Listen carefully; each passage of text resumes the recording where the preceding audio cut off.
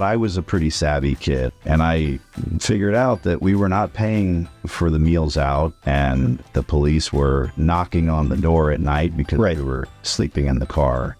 I never want to forget the time that I didn't have $20, not for something that I wanted, but for something I needed. What fuels someone to hustle their way out of childhood adversity and achieve massive success as an adult? Our guest today transformed periods of homelessness as a child into laundromat riches as an adult. Danny D'Angelo's unpredictable upbringing shaped his pragmatic money mindset and hustler mentality from a very young age. After experiencing homelessness, Danny went on to make over $1 million in a single year in his late 20s after building a laundry empire, and now mentors others in the business. Now the self-proclaimed king of laundry, Danny shares his rags to riches mindset, emphasizing taking risks and having balls in business, while advising on pragmatic investment strategies and focusing on fulfillment over money. Join us as we explore Danny's incredible journey and unconventional philosophies around entrepreneurship and prosperity.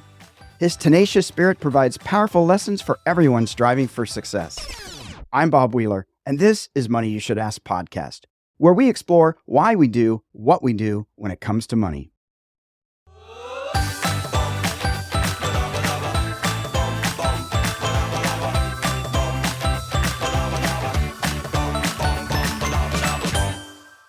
All right, here we go. So, Danny, your life journey has included going from homeless to the king of laundry with a little bit of military service, a little bit of stand-up comedy, friends that steal cars legally. Can you tell me how these experiences have sort of shaped your mindset around money and your current life? This is a money podcast? Sometimes. Well, not really money. It's money. It's a mindset. It's a mindset. I'm not going to ask you to calculate your taxes or anything like that. I'm impressed, Bob. I'm impressed that you did some background research on me. People that know me well, I'm a competition shooter as well. So I shoot guns all over the world, mostly with my now 20-year-old daughter. Okay. That's a costly habit, and we really get a kick out of it. So I'm hanging out with friends whom I've known for years. You know how it is when you go to the tennis club or you sail and you know these people, but you really don't. And then eventually it comes out and they'll find out, oh, I was 6 years Navy. I was a licensed PI for a dozen years. I'm only 52 now. So it's always, really? You did that? You stole cars. I repossessed. It's been a ride. But to answer your question, the money thing, for me, I never had it. I didn't grow up with it. My mother will tell you we are middle class. We always were, but that's just not the case. Right. So the homelessness, we turned it into a sort of a vacation. The parents got divorced, and it was, my big sister was out of the house, and let's go to Los Angeles, ironically, and go on a surf trip. But I was a pretty savvy kid, and I figured out that we were not paying for the meals out, and the police were, knocking on the door at night because we were sleeping in the car, and it was not a rental. So for me, I'm probably not the best person to give money advice. I got into the laundry business because I was on a property ladder. I've always just been ballsy when it comes to money. Always wanted to make big moves. I love to gamble, and what I mean is I really like to play craps. And that doesn't mean I'm trying to pay my mortgage. I never did. My father was a degenerate. He lost $70,000 on a cruise ship on credit cards. Oh, wow. Yeah, not good. It was a singles cruise. He went with his best friend. He left the cruise 70 grand lighter and without a best friend. I gamble, like I say, because I enjoy it. I know that if I put X down, X is going away. My wife is a former stockbroker and a financial planner. And so, the love of my life, my savior, the mother of my 3 girls, she handles the money, but I make and made the money. Is that an answer to your question? I think it might be. All right. So you said, you never had money, but was there a motivation like, oh, there you go, there's a fire truck, just in case anybody's listening. Was there any motivation of not having a safety net? In other words, was there oh, not having money sucks, so I think I'll go out and make sure I have lots of, or oh, this is sort of fun, but I'd like to be in a different lifestyle if it happens? I never want to forget the time that I didn't have $20. Not for something that I wanted, but for something I needed. You want the sob story? I went to public school. I did not get a yearbook until 2 weeks after the yearbooks came out, and there were some that were left that kids bought and didn't get. Yeah. Always got a yearbook every year. Right. So I didn't have to worry. The one thing I'm pissed about is I lettered. No, I'm not a basketball player. I lettered in theater, so I'm a thespian. And I got the letter, but we couldn't afford the $98 for the leather jacket. Right. That still kind of bothers me. Yeah. I did have a girlfriend. I was good with the girls, but I couldn't let her wear my letter coat. Well, she could just put it on a necklace and just sort of wear it. I still have it. It's in one of my free yearbooks to this day.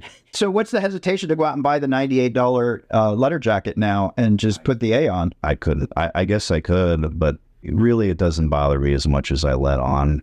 It's just the remembrance of those moments, I think. It was shitty, really was. Did your parents talk to you about money? Like, did they, other than like, we're going on a vacation for 6 months? All they did was fight about it. There was no vacation. There was not that. My dad was always on the grift. My dad was a drug dealer. He was, a freelance pharmacist. Okay. So that was always his, now they call it a side hustle, but back then it was being a drug dealer. Right. And I grew up, I've never touched an illegal or illicit drug in my life. And I think that's part of it. So my makeup is take that thing, turn it into something that can help you in the future. Now, you also did stand-up comedy. Did you just find that it was too much money you were making doing stand-up, that you needed to move away from something less lucrative? Well, the standard line is I was sick of banging leggy waitresses, because that I did do a bit of. I was very young when I did it. It was prior to my Navy days, and I'm thrilled that I did it. But I was way too serious, and I didn't write enough. I mean, I dabbled in it. I got paid. I did stand up at a couple of the places here in LA and met some girls, met some great people. But I did radio voiceover work, so I got actual. That's why I have this voice. But I got some radio VO work for it. Ask my mom. I'm supposed to be in Hollywood, and it's just not. It's just not your thing. It just didn't happen. I have fun stories, but the stories are always, I do tons of voices, and I was too young to realize how I needed to take those voices and write for my characters, if you know what I mean. If I told you, nobody now wants to hear from Jimmy Stewart. He's not, it doesn't make sense to a child. But when I was tapped to do Bill Clinton, like, no, I've never done Bill Clinton. But after a while, I figured out, you just do a little rasp, and then you got to be from Arkansas, and it's not really that hard. And so I got paid to do that. But again, I don't think that I took it seriously enough to write. I'm not upset about it. Yeah. Because I'm very pragmatic, where I think that's hard. You know, like you said, you just made too much money and you stopped doing it. No, it's not that story. I read a book. I don't know who wrote it, but the first chapter was, is comedy right for you? And it said, if you're Black or Italian, skip to chapter 2. And I never read the book because I was like, all right, I know I'm good. And that's all I need to know. What was the impetus to go into the military? I joined over a girl. I wanted to get out of town. Okay. And that's it. You're trying to get away from her? Because there's other ways. I know. I joined in 1991, right? There's no war on. Luckily, we had one, and I mean that because it was boring. I am a very, very staunch patriot and love this country, but that's not why I joined. I joined because I wanted to get out of town. Yep. And I'll never forget, my dad being in Brooklyn, a New York Italian, he was Navy. My grandfather was Navy.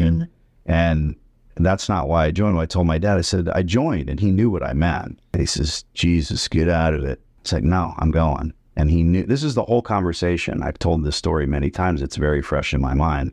No, I'm going. What the do you want to do? You could do anything. You could be a bugler. You could be a priest. They have every job in the Navy. What do you want? I said, I want to shoot guns. He's like, you idiot. It's not sand pebbles. The old Steve McQueen movie. Yeah. It's not sand pebbles. We watched that movie together, right?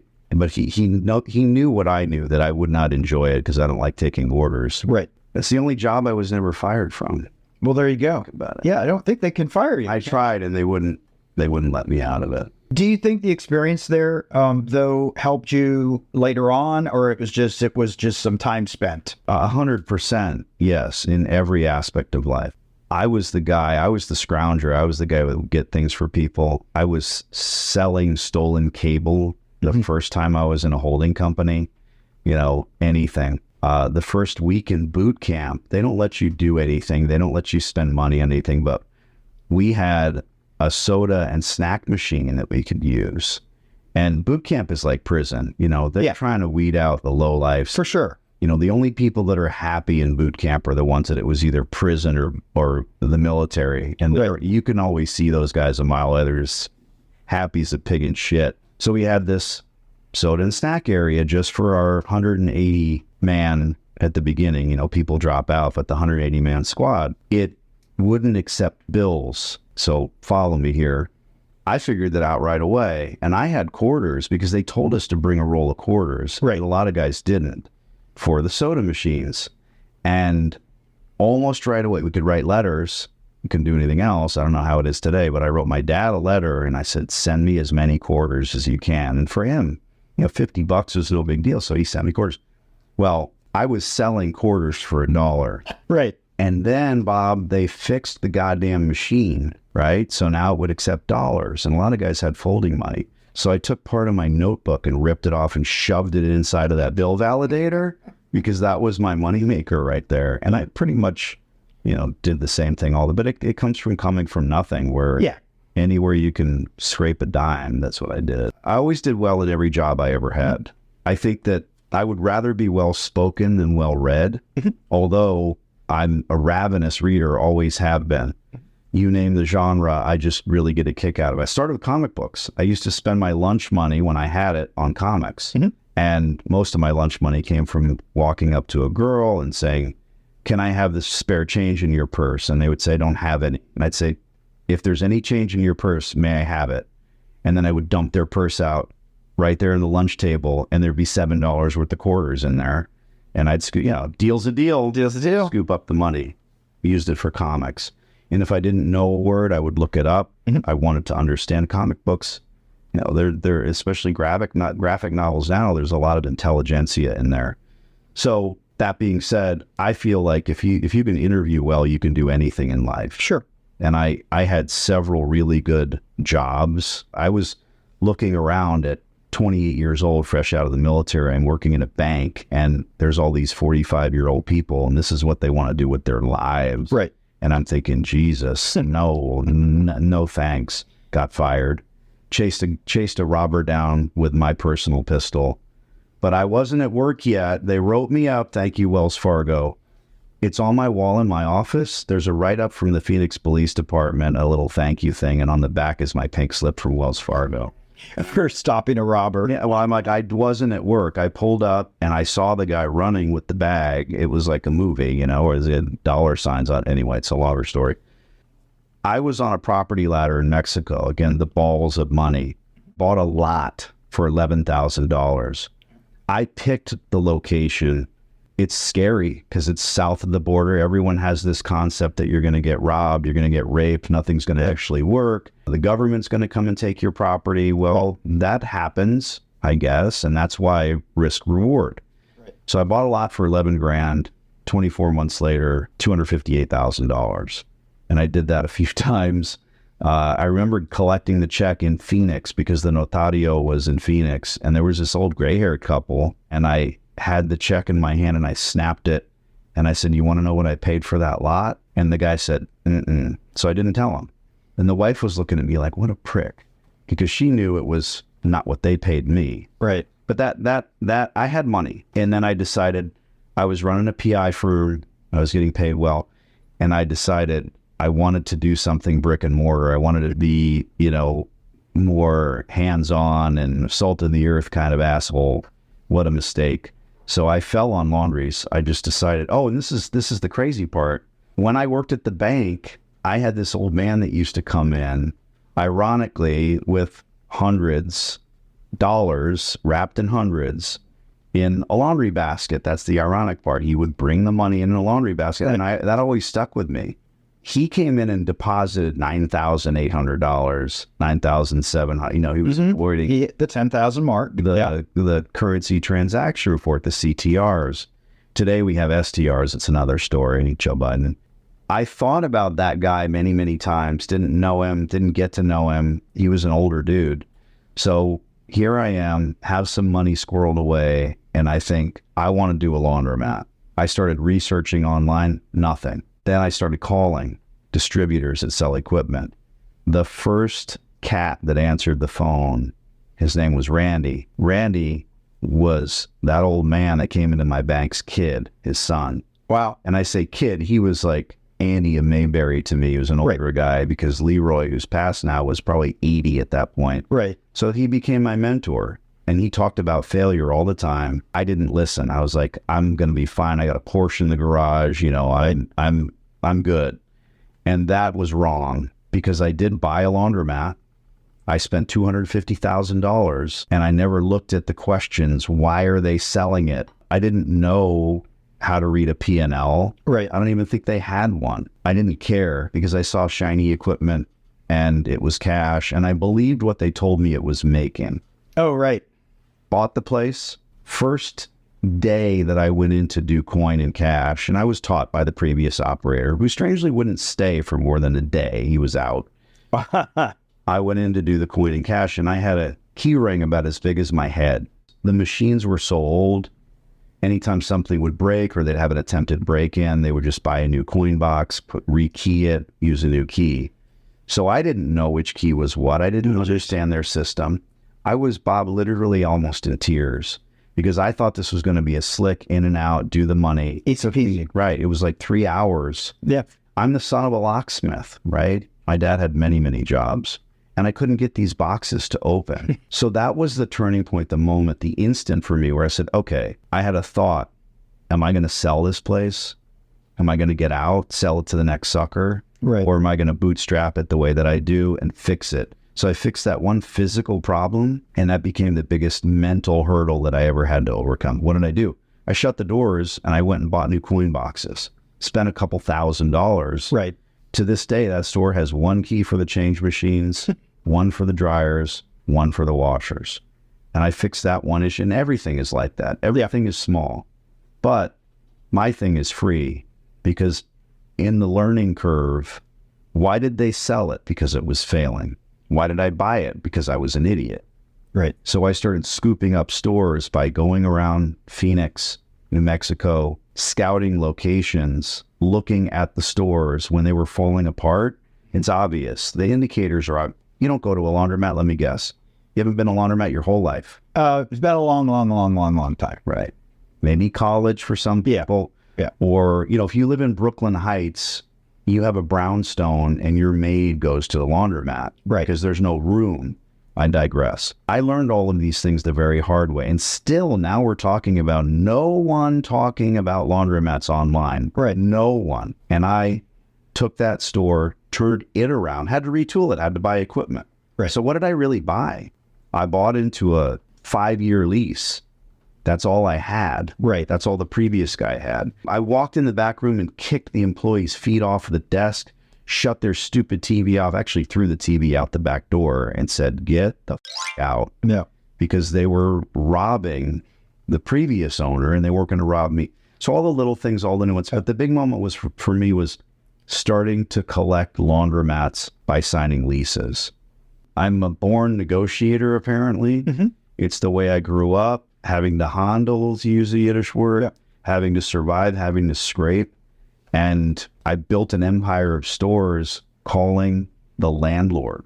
Whether the landlord runs the laundromat or not, if it's falling apart, why are you doing it?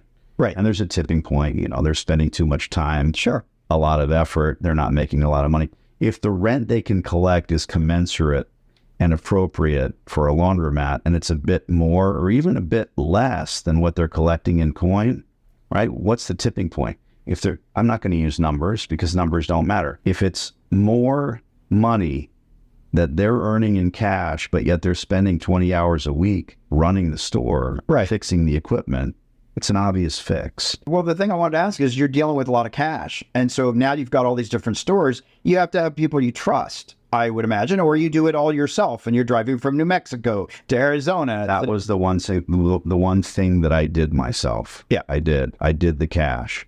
I collected the cash took care of all that myself. My dad did it when I needed to go out of town. But now that I teach and mentor and train people to do this, and I'm not trying to jump to that at all, but now that I do that, many of my clients will say, well, how do I travel? How do I get away from the store for a week? Yeah. And you know what I say? When's the last time you did that? When's the last time you left town for a week? Right. The answers are astounding. You probably know this because it's about that person. Yeah. I'll say 7 years ago, I was at my cousin's wedding. Right. So I'm telling them, you're creating imaginary problems. It's not going to happen. Don't worry about it. Now, if you do need to leave, all the machines have counters on them. I'm a big cash guy. I'm not a card guy. Yeah. Because I'm opinionated about the things that always worked for me. Right. We're here in LA to visit some of my success stories. Guys that have 4, 5, 6, 12 laundromats. Yeah. That's life-changing money. Life-changing money. And they didn't give a dime for the business rights for the laundromat itself. Did you ever have to worry about, because I've heard this, and I have a friend in the jewelry business who, it was a similar thing. People always assumed he had jewelry on him, like diamonds. And so he always had to change his routine up, like never doing the same thing. And in laundromats, I've heard, it's not good to collect the money every Tuesday at 8. Right. That you've got to mix it up because people are watching. Well, Bob, I have a course, and in the course, I do talk about that specific thing. And yes, you don't. And to be honest, I never did it. I didn't give a shit. I showed up when I showed up. We talked about how I'm a gun guy, right? Yeah. I'm ranked 37th on the planet right now. Back then, I never didn't carry a gun. Didn't concern myself. And some people are, you're asking me questions about laundromats and cash and all of this. The biggest problem with the cash was never some knucklehead trying to bang me over the brain. It was always the bank, Right. Because, the bank doesn't want to deal with it. They do not. Had to open special accounts. But a funny story about cash, and I talk about this, I always collected in what do you call it? Not a knapsack, but a little lunch carrying square box thing with a zipper on the top of it. And to me, I'd have that over my shoulder and normally a tool bag in the other hand. And that did not look like, it wasn't a money collection bag with the big dollar sign on it that you might see. I came home one night, there was $36,000 in cash stuffed into that thing. And I opened the door to my pickup truck, and I live in Cave Creek, Arizona. Still did. And I put the bag next to the door. I had some beers or whatever I did. In the morning, the garage door was open, the truck door was open, and the bag was sitting there in the middle of the driveway with 36 grand in it. Anybody could have come by and take it, but live in a good neighborhood, I guess. Yeah, don't live in LA for sure. Yeah, maybe. For sure. Some of the folks were visiting here, one of my success stories. I call them prodigies. I know that that's not the right word, but it's my word. So I'm visiting one of them, and he's telling me I don't want to show the money. And I'm like, Joe, people know you have to. I just don't want to show it. He's worried. He's a worry wart. Yeah. Show the Life's too short. Life's too short. So Danny, we're going to take a moment. We're going to go and test your nerve, brought to you by the Money Nerve. For all the listeners out there, if you want to test your nerve and uncover the dirty truth about your finances, visit testyournerve.com, our free quiz. All right, you ready? Down and dirty. Are you a hoarder when it comes to money? No. How do you define financial success? I don't worry about money. That's it. I worried about money my entire childhood, and now I don't. The worst thing about financial success is I can't stand rich kids. Don't like them. Never grew up with any of them. I like self-made people, and my 3 daughters are rich assholes. Yeah. So that's not success for me. Do they know that? My oldest spends a lot of time with me, and she tells me all the time, you teach me more about money than high school did. Yeah. Well, it's just not taught. How do you know when your emotions are clouding a decision, or do you just not worry? Why worry? Yeah. All right. We're going to come back to that. Don't worry. And then how do you deal with financial setbacks or disappointments? Like, I know with the first laundromat, you made it happen, but sometimes things don't go as planned. Shot of whiskey. Again, this is about me, and I get that. And it's really a pleasure to be on your podcast and have you throw these questions at me. But you have to understand, these questions are for the 20 years ago, Danny. I never really worried about things like that. When there's a financial setback, there's going to be, the sun will come out tomorrow. Right. That's really the way I think. But those that are very successful, you could tell me I'm wrong, I think take bigger swings and bigger risks. For sure. You buy a stock, you loved it at $5 and it drops to $3. There are people that sell it. Right. If you loved it at $5, you're making love to it at $3. Right. Buy more. Right. That's just me. Yeah. And I know that's dollar cost averaging, and it's a solid financial plan. Buy low, sell high. But that's what I play craps, again, because I enjoy it. And it's nice when you win. That's why you're playing any game. Right. But I don't go there to win. I go there, when I say to people I love to gamble, they think, oh, Jesus, this poor guy. Right. No, I love to gamble, the process. Yeah. $5,000 free beer. Yeah, exactly. How do you have conversations and how do you handle conversations where there's disagreement, like with your wife? Do you have conversations? Do you just say, I'm right, we just won't talk for a week? We go to, Sure. I'm one of the world's best negotiators. Mm-hmm. You don't want to be my wife when it comes to an argument. She may not know that she's losing the argument, but to be honest, those two different questions. With my wife, I clam up. I am not a fun person to argue with. I grew up in a broken home, and my wife is the love of my life, my savior. If she gets upset about something, she's probably right. So I'm not going to argue. Right. Not. But when it comes to anything else, I like to win arguments. And did you talk with your daughters about money when they were growing up? Yeah, probably not enough. Yeah. Because it's difficult because I'm busy making it. Mm-hmm. I got my exit from the stores, and that was huge. And now they watch their dad buy 3 Rolex watches every month. Right. That was last month. And, my mother is still in the picture. My dad's passed away. My sister comes over and says, oh my goodness, I bought Shelly, that's my wife. I got a call from my AD, and they wanted to offer me this gold 40 millimeter Rolex. And it was our anniversary. So I thought, here's my chance to finally get out of this watch pyramid of hell, because Shelly thinks it's stupid, even though they're good investments. Yeah. And I brought her to the AD, got her a glass of champagne, and she thought we were there to pick up something for me. And they put it on her wrist. I'm like, happy anniversary. She lit up. She was like, and that's the most expensive watch that I have. Yeah. Well, I'm sorry. It's her gift. It was cute, Bob. She wore it for 4 or 5 days straight, like it was a wedding ring. She showered in it. She wore it to bed. Okay. That's winning, right? Yeah. Because now she kind of gets the habit. So here's the question I have, though. I want to go back to, because that was the 5. Please, so yeah. I want to go back to this piece, though. When did you know, like you were talking about young Danny versus today Danny, and you may have worried before, but now you don't. When was the moment where you said, I don't need to worry about money? Or was it may not have been that there was money in the bank, but you just said, I'm just not going to worry about it? Or was it, you know what? I got 50 million in the bank. I could stop worrying. How did you get to that place of going from, oh my God, I don't even have $20, and to, yeah, I'm just not going to worry? Because most people don't do that. Right. I think, again, my favorite subject is me, and inherently I don't worry. I think it's a waste. Yeah. I really do. I watch these films, and the guy has to cross the Gobi Desert, and he's going off, and he's got a canteen. Well, goddamn well the canteen's going to run dry. Always. Yeah, if they're going up a mountain, somebody's going to sprain their wrist or their ankle every time, right? But that's not real life. I would be the guy that would buy a water truck and drive across. Just why worry? Why bother? But to answer the specifics, what is a millionaire, right? What is a billionaire? If people think that a millionaire makes $1 million a year, or that they have $1 million in the bank, and you asked about success. Well, success is love. It's a roof over your head. It's all these crazy things. Right. I'm not a money guy. I'm just not about that. I don't like to look at the Scrooge McDuck as the money stacks up. Right. The smart move would be S&P.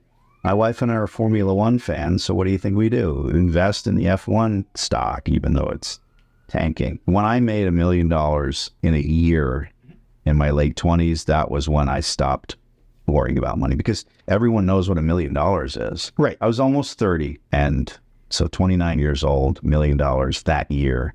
And to me, that was I had a couple $1 million, but to me, that was the million moment. You know what I mean? That That was the income. And you aren't married at that point, or you? Correct. Does your wife get emotional around money? Like, and I know that you've said, she doesn't necessarily take on the laissez-faire approach to not worrying and that's sort of silly. And so is there more of an impulse to get, not hysterical emotional, but just emotional, like, oh my God, what are we doing? Or did you ever live in a neighborhood where it wasn't exactly affluential and, the neighbors were kind of knuckleheads and we're growing up? The man that introduced me to my wife, I lived in this neighborhood. I'm 26, 27 years old, and I'm already doing well in real estate. And I have this 2-story house, and it's a starter. It's like my first home. Yep. And in America. And every other couple, they were starter families. They'd have 2 kids, 1.5 kids, a dog, driving RAV4s. And Mike worked for Budweiser. The point is, Mike and his wife were idiots, both of them, when it came to money. Right. And that's not good. I don't care if he's the breadwinner or not, or vice versa. But you can't have 2 people in a household that are terrible at the same thing. Right. But I remember they got a hot tub, and we're like, they don't have hot tub money. They went out and got a HELOC on their house, bought a hot tub, and then started buying televisions and, PC4 for the kids, video games for the kids. And that is not an asset, and you are screwed. Of course, now they're divorced. Well, a lot of people do that. They want to have the half a fence or the 2.3 children and 2.5 dogs or whatever. Like somehow, like that's the marker that they've made it versus, oh, am I happy? Is my relationship good? Right. Do I get to have time off when I need it or want it? But your question was about Shelley, and she has the financial literacy that I never wanted to have, and I don't need to do it. Right.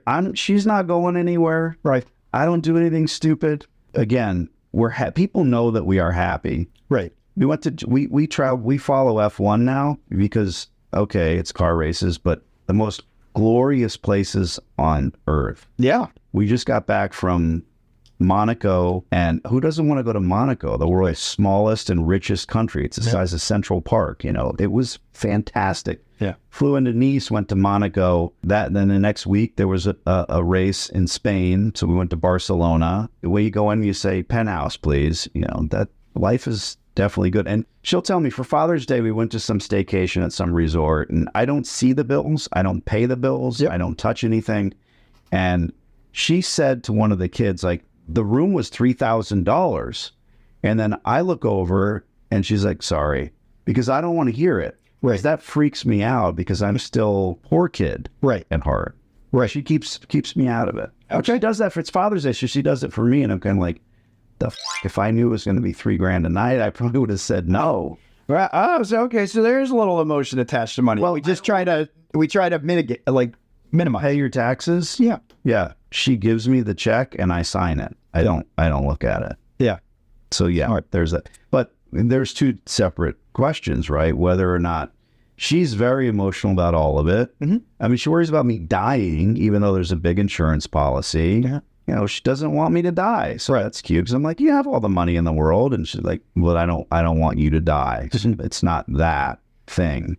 But standing at the precipice and jumping when it comes to an investment versus wanting to pay a bill, to me, bills are not fun. And so now you've gotten rid of all your laundromats and you are mentoring other people. You've got a course and all this stuff. Why? Why help other people? Why not just hoard your money or just make even more money? I am fueled by hatred for the industry that I am a part of.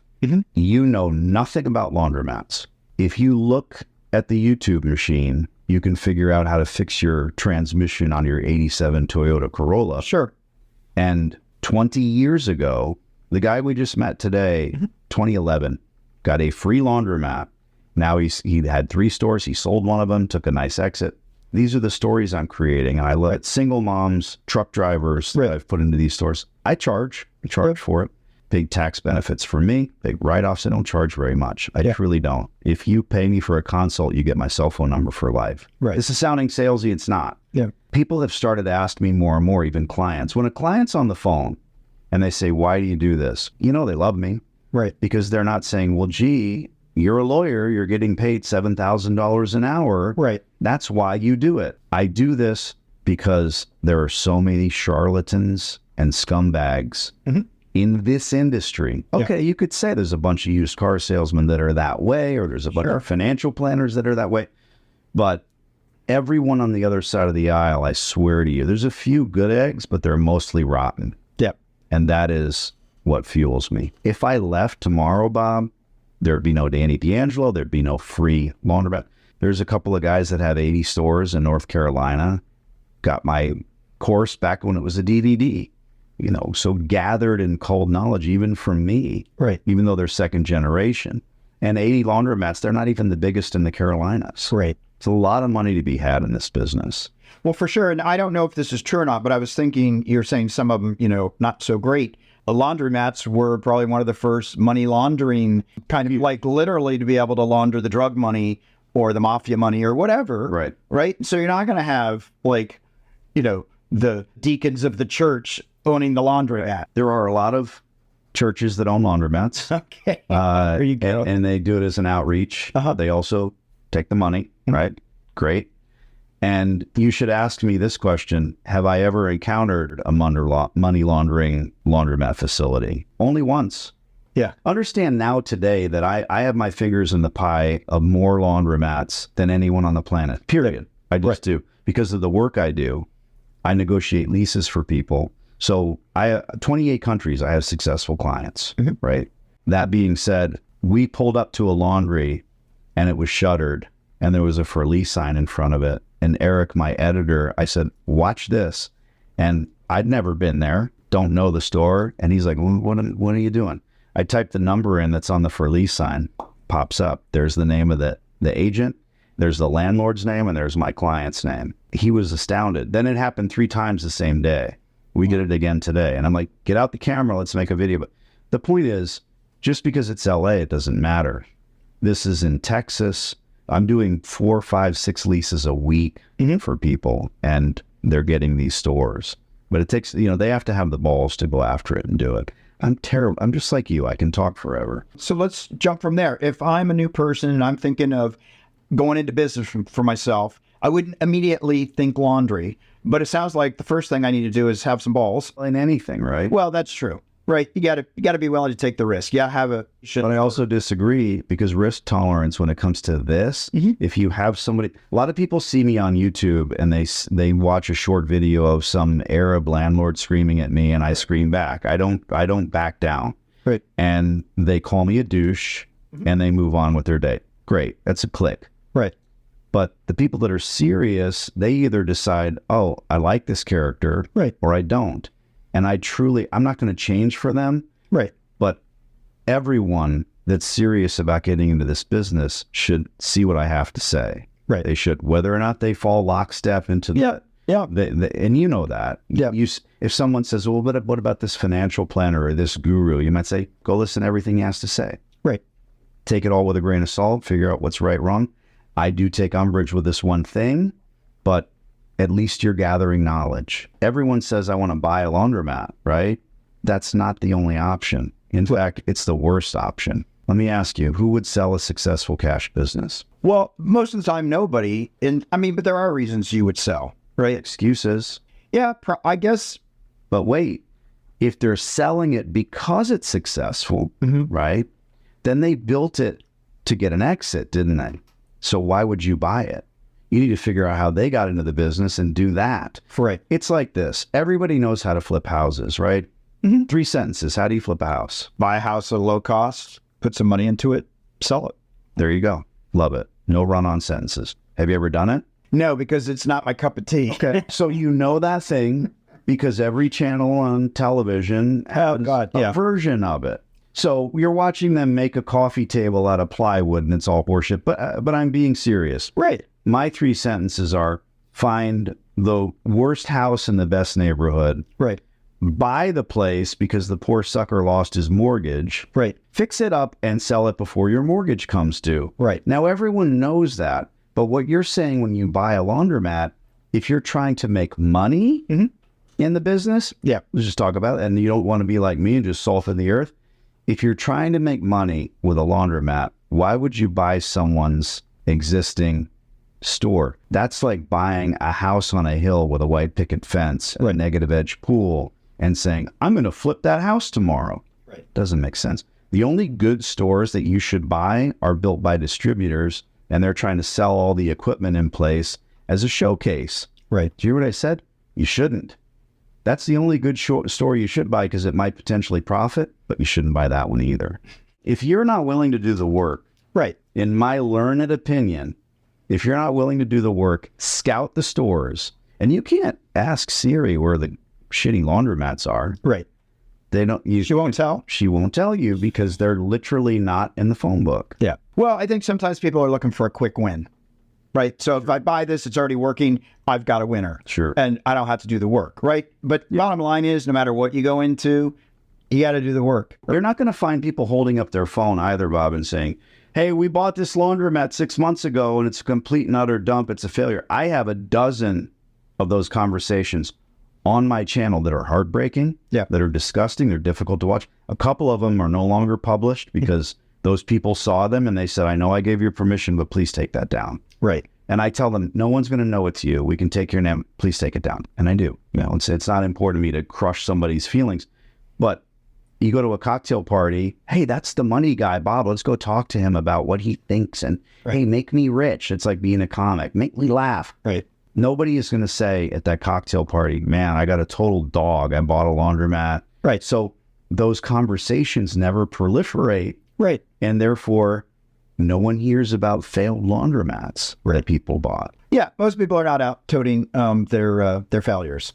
Look, I messed up over here. I invested poorly over here. Look how terrible I am with everything. Yeah. It's not very inspiring. People like to tell you that you're wrong. Right. And like to tell you that you shouldn't buy gold or silver because they never did. You know how it is. Yeah, it's absolutely. That. That's right. Get in the game. Get in the game, sucker. Get in the game. All right. Well, we're at the M&M moment, our sweet spot, money and motivation. Can you share with the listeners a practical tip or a piece of wealth wisdom, something that you do now besides giving everything to your wife to handle? Right. Like what's something that you do? I mean, I know you say you don't worry, but is there anything else like for people out there? Invest. I don't think I coined this, but I could go on and on ad nauseum about it. Mm-hmm. Poor people who are not listening to this, so we won't hurt their feelings. Poor people spend money. Right. We could go on with other caveats, right? It's not their money. It's borrowed money. But the short version is poor people spend money. The middle class save it and the rich invest it. Right. And again, the middle class, they might be saving in the wrong place. Right. Looking for love. But the rich, they're mostly not even investing their own money. Right. So at the end of the day, I would say the one word is invest, and understand you want to be the rich side. Yeah, for sure. And if that's whatever the definition is, to never worry about anything, to be able to write a check. I was invited to some event and they were inviting laundromat influencers. Yes, they exist, right? It was a great story. It's a long story, but I'll make it short. This email thread had 10 people in it. Mm-hmm. And then the guy who was putting the event on, a beautiful resort in San Diego, he said, bring your editor, bring your wife.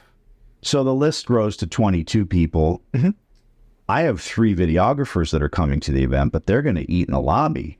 They're going to be filming this event. Now the next thing happens, and this goes back to the poor kid in me. Everyone starts talking about who's going to pay the check, right? I can't stand that, Bob. I hate it. Yep. I hate it. I hate it because I remember going out, never Italian food, D'Angelo, but I remember going out to dinner with my family and my aunts, uncles, my parents, all the way home, they're bitching about that check. Right. But when the check came, they're arguing and kibitzing over who had what and who had the glass of wine. Oh, yeah. So that dinner, I wrote in that email thread before we even got there, I said, I'll pay for dinner. Yeah. It was almost $8,000. One person said, thank you. Yeah. But to me, I didn't want to deal with it. That was the end of it. Yeah, no, I talk a lot about splitting checks with large groups of people because it's funny to watch people go insane. Yeah.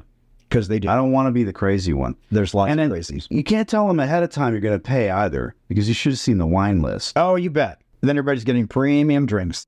So Danny, I just like one of the things that you were, when we were talking about investing and some different things, sort of what came up for me, even though we didn't say this specifically, or maybe we did, but I don't think we did. Do the homework, like do your research, whether it's the laundromat, check out everything Danny has to say. Decide you're on board, not on board. I know for a lot of people, it's hard to get to that place of not worrying. Look, if you're making 20 million, you're making 50 million, you're making $20,000. As long as you live within your means, then there'll be plenty to do whatever you need to do, and hopefully then some. Because I don't think you have to be making $50 million to be able to travel, to be able to have relationships with people, to be able to, whatever it is, you can do it on any level. Happy camping. Yeah. They're just thrilled to be laying on the floor, sleeping in the tent. Yeah. And that costs next to nothing. Yep. Personally, I'm going to build a cabin. I'm going to have air conditioning. I'm getting older. But again, what are we talking about? We're not talking about money. We're talking about happiness. Exactly. And I think that's the key. Money doesn't buy happiness, and we can think that it does, but actually focusing on happiness will probably all be a lot happier. Yeah, the grind. Part of my property ladder in Mexico is buying the penthouse, owning it outright, paying cash. And when we go down there, I'm a guy, if you care to hear this, I ripped the front door off of my condo last time and I was refinishing it. I set the kids and the wife up on the beach. I'm not a sit on the beach guy. Right. Can't do it. Yep. I want to own something so that I can work on it. When we rent or lease, I'm like, what am I going to do? Right. Other than drink heavily, what is there to do? So I ripped the front door off the house and I'm refinishing it, and the neighbor walks by and he's a sit on the beach guy. Right. You know what I mean? God bless him. He says, what are you doing? I'm water skiing. What do you think I'm doing? He says, there's any number of guys that'll do that for $10. Right. Because it's a foreign country. Right. Okay. Well, should I really explain? He's still walking, Right. Go f yourself is probably what I said. But hey, the beer tastes better to me and it's inherent in me. Right. It does. At the end of the day, job well done. Yeah. That's just the way that I am. Yeah. And know what you are. I'm not a beach person. Like, I could lay maybe for 2 hours, but the rest of the time I'm going to be hiking or doing work or whatever, because you come back from vacation and you're beat. You're beat, but fulfilled. Right. For me, fulfilled. Where can people find you online, social media, and where can they find out about your course? Don't find out about the course. Don't find out. Watch the YouTube. Yeah, I call it the silly course. But if you're serious about getting into coin laundromats, get YouTube. The course. Yeah, YouTube. All right, start with YouTube. King of Laundry. I'm easy to find. I am on Instagram. All right. I have a TikTok account. It's silly. I don't dance or twerk. I get 20 videos a day. Like, oh, gee, come on, Danny. I'm a little disappointed. Yeah. I don't give two shits about clicks, likes, follows, all that type of thing, but it does help me to get into people's mindset. Yeah, absolutely. And be in the forefront. There are fans. I have people that are fans, and that's pretty cool. But at the end of the day, it's King of Laundry. I'm self-proclaimed. I always say that. I probably didn't. I don't think I'm the king of anything. So you don't have a royal laundry blood in you. It's you're the first king. All right. Yeah. That's good. And I have no sons. So bastards aside, there will be no heiress. The kingdom of Wash. Yeah. All right. Well, Danny, I appreciate you taking the time today. We're here in Los Angeles. You get to go back to Arizona where it's even hotter. Bob started talking about the weather, and the joke is that we run out of shit to talk about. We've run out. Unfortunately, Angelinos. But you think it's hot here? It is not hot here. No. We're very spoiled. Yeah. We are very spoiled. Other than the weather, you're all nuts. Exactly. Thanks for having me, Bob. Absolutely. That's all we have time for today, folks. Thanks so much for tuning in and being part of the conversation. Before we go, I want to invite you to begin exploring your own money story. My book, The Money Nerve, Navigating the Emotions of Money, is available now for just $1. What if $1 could change your financial future? Visit dollarbookdeal.com or click on the link in the show notes to get your copy today. This has been Money You Should Ask. Join me next week as we dive deeper into transforming our money stories and mindsets. Until then, nurture your money nerve and think about what new money story you want to write.